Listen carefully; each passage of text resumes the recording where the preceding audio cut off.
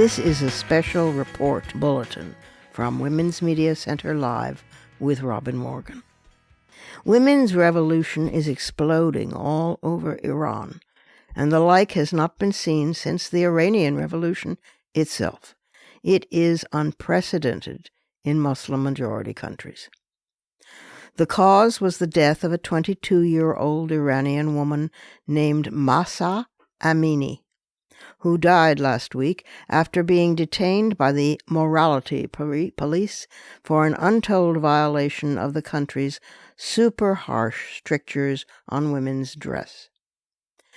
By Tuesday, protests had raced across the country in bursts of anger, grief, and defiance by women who burned their headscarves, cut their hair, and chanted "Death to the dictator."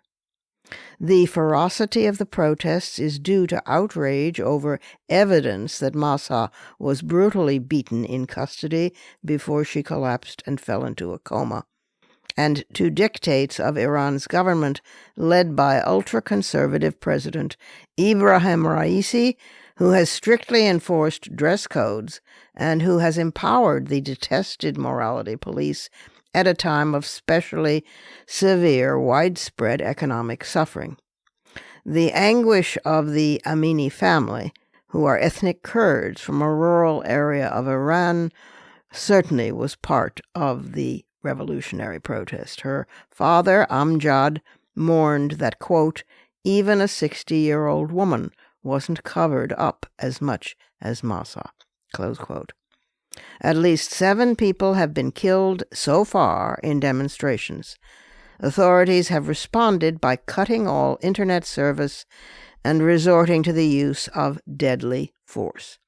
But before the internet was shut down, videos got out and could be seen from Amal in the north, Noashar in the west, Kerman in the southeast, and in the holy Shiite cities of Mashhad and Qum, and all across Tehran.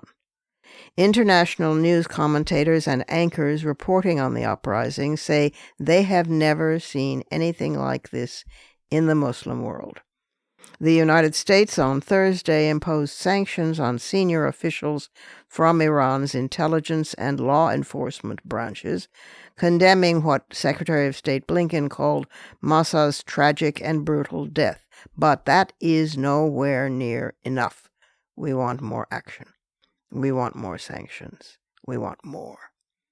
Women's Media Center Live calls on women everywhere to move in solidarity with Iranian women and with their women's revolution, and to use whatever social media you frequent, Twitter, Facebook, TikTok, Instagram, Weibo, and others, to get this story out. We must, each of us, exert heavy pressure on our own governments worldwide to, in turn, stop Iran's government from its murderous practices.